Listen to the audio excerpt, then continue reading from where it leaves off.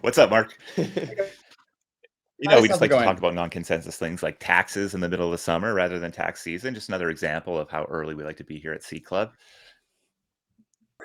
Amazing. Well, I mean, you can fill your taxes now. You can file them early. Or I'm sure there's probably some of your listeners who are filing Oh, them I'm late. sure. I'm sure there is. Yeah. This guy.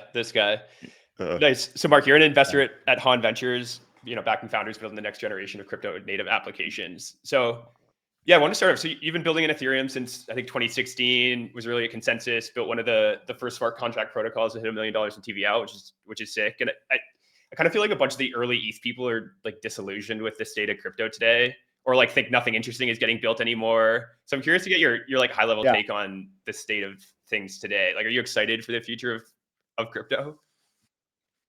Yeah, there's a few. I want to break this question into two pieces. Maybe three pieces. So I think there's like a burnout cycle that most people go through in crypto. And my hunch is actually people in the 2017, 18, 19 cycle era were really burnt out last cycle and are now really recharged and are re-entering. So I'm seeing a lot of those folks who I met way back when who are now like professionally re-engaging with the ecosystem in a way they haven't before. And then conversely, the 2020, 21, 22 cycle folks, they're the ones who are like the most burnt out right now. And they're feeling a lot of the same thing I think the 19 cycle people were feeling in 21. And so I think this is like just par for the course. And I think that's like just part of the healthy crypto ecosystem of people get washed out and then they, hopefully come back in as they sort of remember the values that brought them in the first place. Going back to your original question about like, am I bullish on crypto? I actually am on the, applications and in terms of the ecosystem. I think there's a lot of old metas that are dying. I think that there is a reconfiguration of the market that we're in the midst of. But I think, and we have these categories where we have these like category leaders now, where it feels to a lot of people like the ecosystem is ossified. But I just don't think that that's true. I think there is obviously some categories where, there's like large products that dominate and probably will continue to dominate. And so competing in those markets is going to be tougher, but there's still so much greenfield space from like a protocol design perspective, from when you think about like, what are the different problem spaces in the world that crypto systems stand to improve, there's still like a massive opportunity there. And so I think people are focusing in the wrong domains. And so there's parts of the map that look really crowded, but there's all this greenfield space no one's really paying attention to. And so for me now on the investing side, that's a lot of the fun I get, is to talk with folks who are building out there in the fringes and hopefully doing something interesting. yeah, I like that. Am I burnt out, Josh? I think every other week. Yeah, right. Okay, so I just go. Shorter cycle. We just operate in shorter cycles here. Short. Yeah. So earlier this year, you wrote a post called "Why the Community is Not the Product." Where you highlight how much the required intrinsic motivations of community are, the extrinsic incentives of tokens, etc. Is the takeaway from that post that crypto products should stop deluding themselves into thinking that they're actually building for community, or do you think the community building is an important function, but tokens just shouldn't be involved in it? I think, and I published that post really after sitting on it for a while, because I wasn't, and I didn't leave that post feeling extremely confident with the sort of thesis or where it ended, because to be very frank, like I don't have clear answers to a lot of these questions, and I don't want to pretend that I do. I think sitting here today, my feeling is definitely that communities are valuable in terms of like they bring value to people's lives, and I think that intrinsic communities can and will exist around different types of technologies or even like companies or protocols.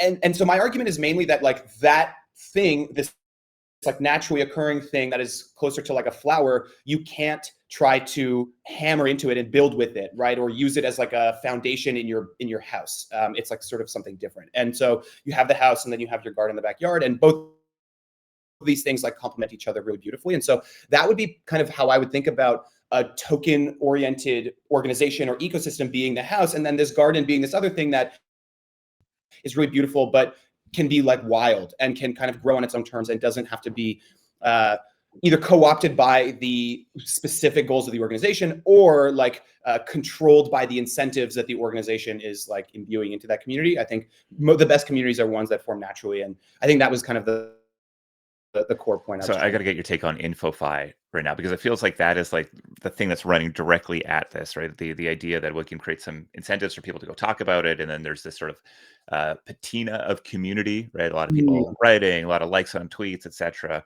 And I can almost look at we do a bunch of posting on the C Club account, and all of a sudden something pops off, and if I go to Kaido, I'm like, oh, they have a campaign going on there. So and obviously there's sort of this challenge, right? That the it seems like we're playing in such a thin world here where we don't really have a lot. Most users don't have a lot to go on. And so vanity metrics actually seem to still have a lot of weight or value in the sort of average token purchasers sort of conviction building. So I don't know if there's even a question in there. What thoughts on InfoFi? Question mark. Yeah, I mean, I think, like you mentioned, the first protocol I built was like the bounties network, right? So I've been seeing the way that bounties and incentives can be used to stimulate a community for a while. And from the very beginning, it was clear that there is a healthy way to do that, and a way that maybe is sort of short-term healthy, but long-term not very healthy, more like a junk food than like a kale salad. And so social media bounties, have obviously been around for a while. I think, my rough framing on this is like, unless that social media bounty is part of some longer journey that is bringing those people deeper into your community to, or your product experience or whatever, in order to ultimately actually engage organically, unless that is the final outcome that you're moving towards, I don't see it as like very healthy. And in fact, it's like probably in the long term unhealthy. The other thing that I can say now is like, when I was a founder and I would be like building, right, I was like, I don't want to, get a bunch of bot followers or fake users or whatever, because that just is a waste of time. As a product builder, you're going to muddy all your metrics. You're not going to be able to test anything properly. But then I would see competitors, right, who would do this. And I would, as a founder, I'd be like so annoyed and just like angry that this was the state of the market.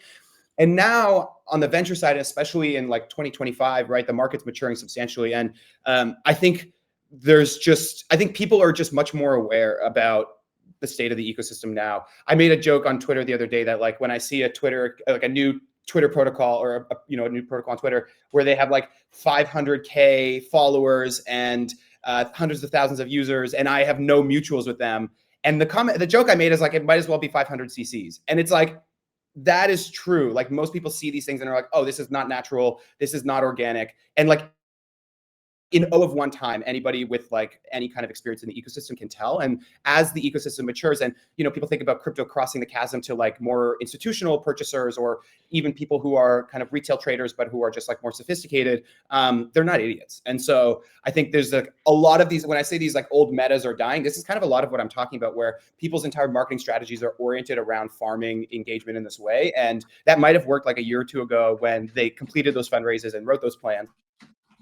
But for any teams listening that are currently executing in that way, I would strongly advise you to recalibrate to the current state of the market, rather than pushing on, because you're just going to waste your time and your money.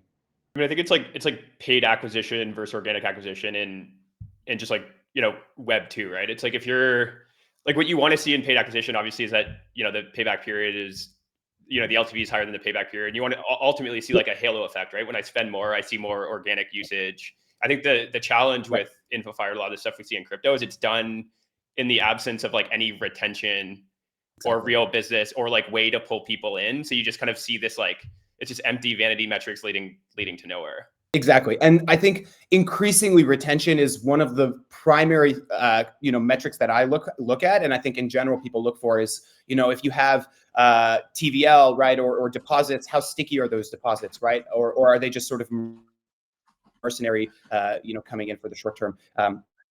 Retention's king. And yeah. So, and the key is like, if you have really high retention, you can pay this high CAC, right? And I think, the thing that's interesting about crypto is this worldview of like, instead of spending a lot of money on ads or activations, right, that CAC can go like directly to users or something.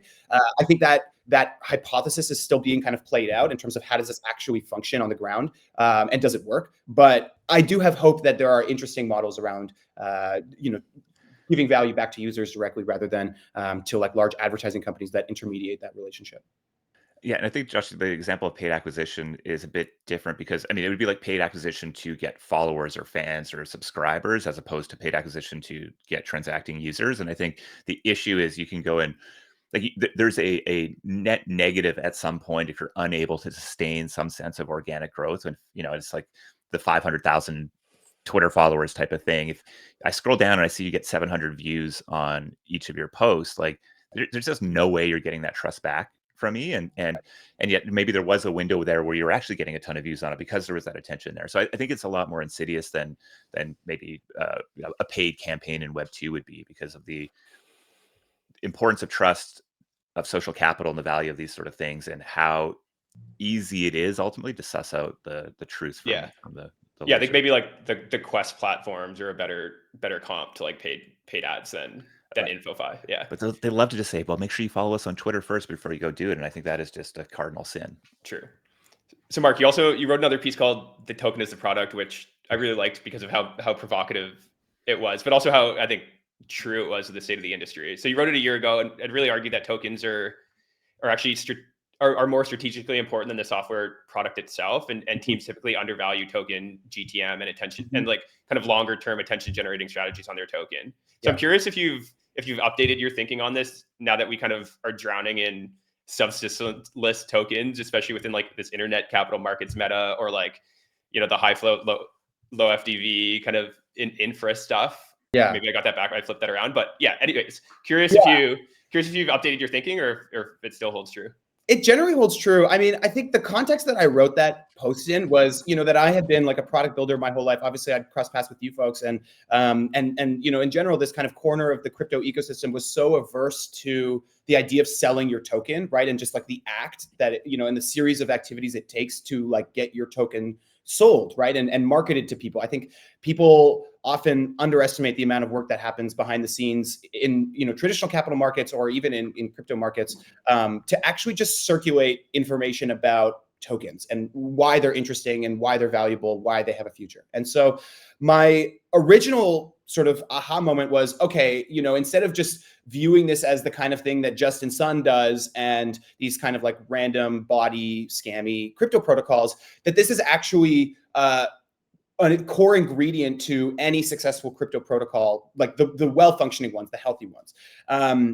And I very strongly stand by that. I think as time goes on, it's becoming clear that tokens are this incredible balance sheet expansion technology that allows for this kind of CAC, to be sort of minted out of thin air. And thanks to liquidity pools, if people aren't always selling, you can spend that CAC before you've earned the LTV. And so I think that's like a core quality of what tokens offer product builders. And I think that is only going to continue to be true. I think, one of the things that I'm looking at and, based here in SF, we're thinking about is all these different traditional startups that are not crypto native. Now that the regulatory regime is a little bit clearer, we see so many folks starting to think about, okay, well, how could I include token economy or token-based business model into this existing system that maybe is struggling to grow. And if we think about tokens as this like growth gasoline, right, and this balance sheet expansion tool, it becomes much clearer like how this tool fits into a traditional startup builder's toolkit. And so I think we're going to continue to see more non-crypto native folks sort of just coming in and immediately being able to grok, okay, here's how I can use this thing to grow my protocol or to grow my ecosystem. And they don't necessarily have to worry as much about, some of the old metas again around, I have to launch this token with these market makers, and then I have to pay this much for exchange listings and blah, blah, blah. Because the truth of the matter is like, obviously it's great to have some liquidity in your token. And so some market making incentives maybe are necessary at the limit, but like, on a long enough time horizon, if your protocol is great, exchanges will list you organically because they want the volume. And as exchange competition heats up more and more, I think that's only going to continue being true. So all that's to say, like tokens as balance sheet expanding technology is great. I already tweeted it. I was like, that's I saw your face and I was like, it's just tweeting this right now. I'm tweeting it. Yeah, that's really, I mean, you guys know I'm like a VC now. So all I do is think about balance sheets. And the two primary things on my mind these days are like tokens are balance sheet expansion technology and Bitcoin on the balance sheet, which is a totally separate corner of crypto, but is also just a meme that is constantly coming up. And I think will continue coming up this year and perhaps even next, as just like so many organizations are thinking about, this question of like, do I have Bitcoin on the balance sheet? How do I get Bitcoin on the balance sheet? Bitcoin denominated balance sheets or certain lines. That's the sort of talk of the town, at least that I'm seeing on the sort of more institutional side. Yeah, I love it. We didn't even get into your whole transition into VC, so I think we'll have to get you back on. This is great, Mark. Appreciate you jumping on and passionately describing the color behind a bunch of your posts that I think have been really wonderful. So yeah, make sure you go give Mark a follow. He writes good shit, and you'll get smarter for it. Thanks for hanging out, man. Thanks, guys. Great to see you all. Chat soon. Cheers. Peace.